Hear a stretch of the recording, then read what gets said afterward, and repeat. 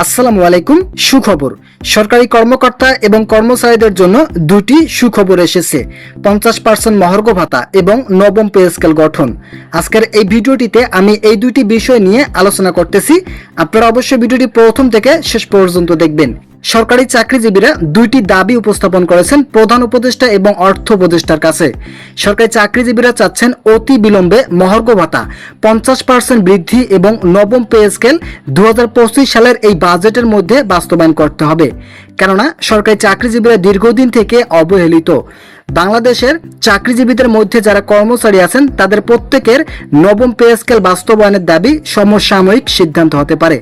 আপনারা অবগত আছেন, সরকারি চাকরিজীবীদের মধ্যে যারা 11 থেকে 20তম গ্রেডের কর্মচারী আছেন তাদের যে বেতন দেওয়া হয়, এই বেতনটা তাদের অর্থনৈতিক জীবনে কোনোভাবেই সফলতা এনে দিতে সক্ষম নয়। তাই প্রতিনিয়ত সরকারি চাকরিজীবীরা মহার্ঘ ভাতার জন্য আন্দোলন করেন এবং গত 7 থেকে 8 মাসের আন্দোলনের পর এই মহার্ঘ ভাতা না দিয়ে বিশেষ প্রণোদনা যখন চালু হয় তখন সরকারি কর্মচারীরা ক্ষোভে ফেটে পড়েন। কেননা সরকারি চাকরিজীবীরা তাদের বিশেষ প্রণোদনা গ্রহণযোগ্য বলে মনে করতেছেন না। এই বিশেষ প্রণোদনার নামে সরকারি চাকরিজীবীদের যে ভাতা দেওয়া হবে, এই ভাতার সাথে বাজারের সামঞ্জস্যতা অনেকটাই মূল্যহীন। তাই তারা এই বিশেষ প্রণোদনা বাতিলের দাবি জানিয়েছেন এবং 50% মহার্ঘ ভাতা সহ নবম পে স্কেল বাস্তবায়নের দাবি করছেন।